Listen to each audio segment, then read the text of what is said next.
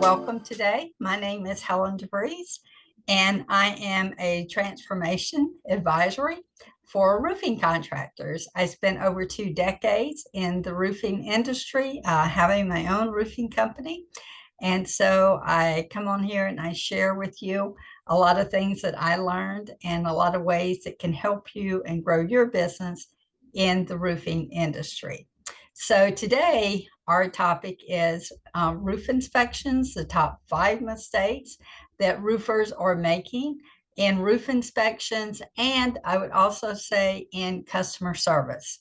When you're going to estimate a job, when you're measuring a job, when you're speaking to your customers, some mistakes that you could possibly be making of why you aren't getting the contracts that they're getting given to other roofing contractors opposed to yourself.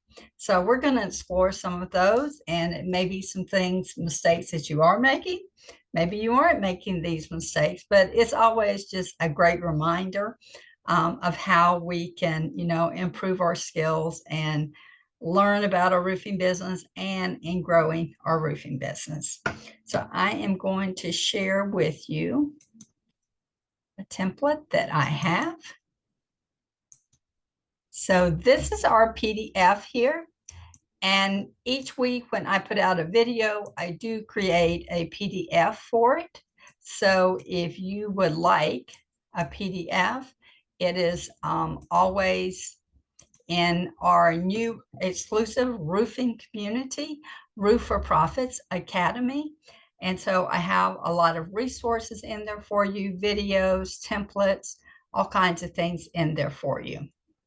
So it will be in the description link if you would like to check that out and also become involved and help us help each other in our roofing business. Excuse me. So hi roofers, and welcome back, where we help roofers like you elevate your game and win more contracts. And that equals sales. So I know you guys are interested in that totally.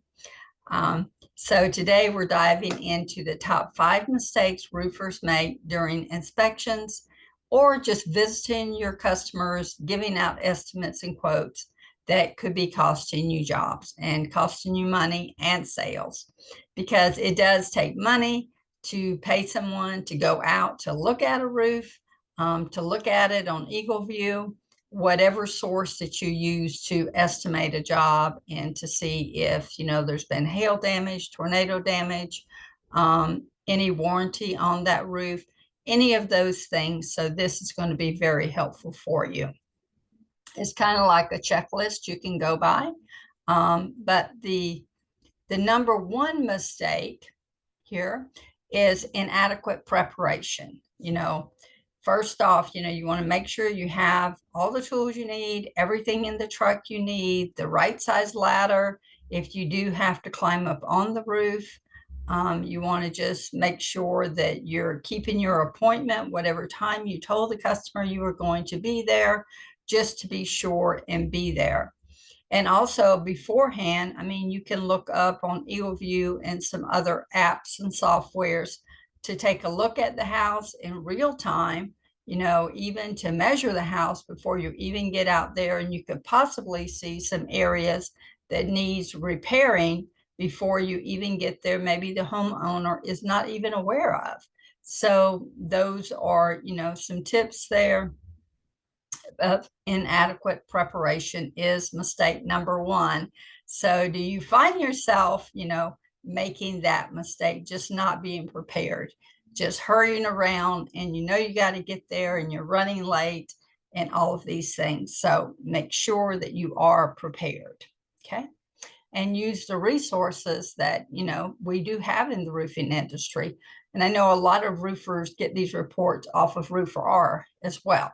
So that's good. And not good places to get our information. The next is poor communication skills. And this is, for me, top of the list here of being in the roofing business for over 2 decades. You have to make sure that when you make the appointment with the customer on the phone or in person, that you are there, you're available, your mind is there, you're ready to just exclusively focus on them and to serve them. But this is a big one. Failing to clearly explain the inspection findings can leave homeowners confused and hesitant. Use simple terms. Just, don't try using all the roofing terms, but you need to make it understandable for, the consumer, the homeowner. They don't know everything that you know about a roof and construction, and sometimes we take those things for granted. But be sure and to explain to them exactly, how the process works. The first thing you do, the second thing you do, the third thing you do, and what you find, in doing that. Because think about it, if like me and you are working together and I'm talking in accounting terms, I'm talking into advisory terms, and you don't really understand what I'm saying, what those words actually mean and what they mean to you, then that can be very confusing. So we always want to be talking, in a normal language, for normal people. So just keep that in mind. But you do want to make sure that you communicate very well with the customer, and they're happy with talking to you, they enjoy talking to you. And you can make that like really fun, be interested in your customers and their homes. They spend a lot of money on their homes and insurance bills and all of those things. So be sure, and really treat your customers well. And number 3 mistake is not providing a comprehensive report. Do you give, when you go out there to do a roof inspection, do you have a software or a PDF or a checklist, anything like that, that you are giving a full inspection report to the customer, to the homeowner? Maybe it comes from, where you file insurance claims for the homeowner, if there's some form that you can use for that. But, do have a professional, report. And a professional report with some photos of what, because they're not standing on top of the roof, they can only see what's from the ground. So if you show the homeowners photos, or if you're using Eagle View, you can show them, the areas on their roof. Excuse me, that needs repairing, and what you need to do, and maybe even the options that they have. Maybe they just need a repair on it. Maybe they do need a whole new power band, or the chimney to be totally reflashed because they had a terrible job on it. Just be sure and show them all of those things, and that you have quality workmanship, and you're going to do it, you're going to take care of it for them, and they won't have any future problems with it. And if you do give some type of warranty, what type of warranty do you give? A material warranty, or it could just be a workmanship warranty, especially if you're doing some repairs. So just be sure and give them a comprehensive report. And I believe that will really help you a lot. And then number 4 mistake, ignoring homeowners' concerns. You don't want to, we have to take the time to answer the questions that they have. It may be, questions that don't seem like, they're really questions that homeowners should already know this. Homeowners, probably don't know. So be sure and answer the questions that they do have. Actively listen to them, like during the inspections. Engage the homeowner by asking if they have any concerns or questions, or make sure to address them directly during your walkthrough. And it could even be, like a homeowner asking you, well, if you make that repair, will my colors match that are on my roof? And being able to explain that they're not going to exactly match, but you're going to do your 200% best effort, to get a shingle that matches the age of that person's roof. So I think that's like really important, because we don't want like spots on our roof. And maybe if it's an insurance job, the insurance company is not paying for the whole roof to be replaced. It could be just for 2 or 3 squares, as you know, or it could just be for the back of the house, the front of the house, whatever the case is. But just make sure that you do answer all of the customers' questions. And then our fifth mistake is just having a high pressure sales tactics. In roofing, I don't think you really need to know to do that. If you are sincere and you are committed 100% to your roofing business, then it's going to, just flow through in the conversation, you know. So high pressure sales isn't necessary. While it's important to close the deal, overwhelming your customer can backfire on you. Focus on educating them about the necessities of the repairs and what further damages if they don't get it done now, what it could do.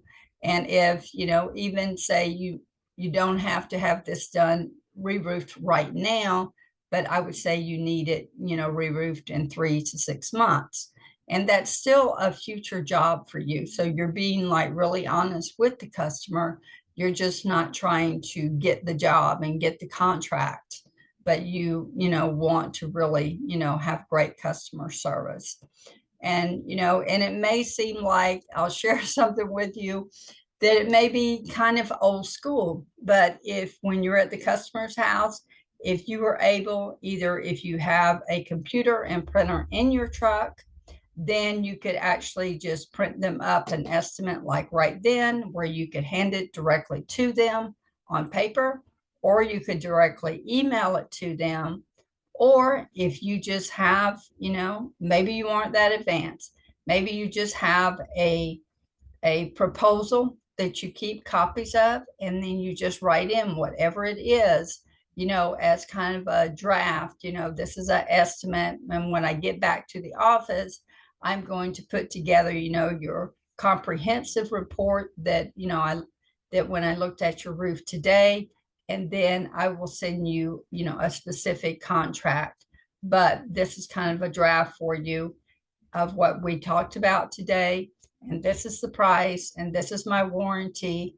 And, I'm going to look forward to be doing your roof for you. And a lot of times you can just close the deal right there. We close so many deals like that. My husband, he just used to have I printed out all these pieces of paper that was just a proposal. This estimate includes blah, blah, blah, blah, blah, blah, blah. And then he signs off on it. The customer signs off on it. And then we get them on the schedule and we get that roofing job done. Maybe we used to carry around shingle sample boards in the truck with us. So then we would show them, what color this shingle sample is, what this brown looks like, what this red looks like, what the green looks like, the blue, the gray, and all of those things. But I think those are some tools that, that can still, even today with our high technology, can still help you in selling roofs, through going through the roof inspections. So these are some things that you can also pass along, to your salesman to help him sell more jobs, as well.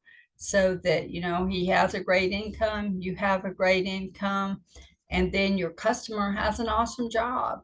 And be sure and get, pictures of before and after the roofing job, whether it's a repair or a full replacement, where you can put that on social media so people can see, the kind of work you do and how to really build your brand. And one thing I can tell you guys, when you're doing these roofs, make sure that you're, letting the customer know where they need to park their car the day before, so it's not in the driveway.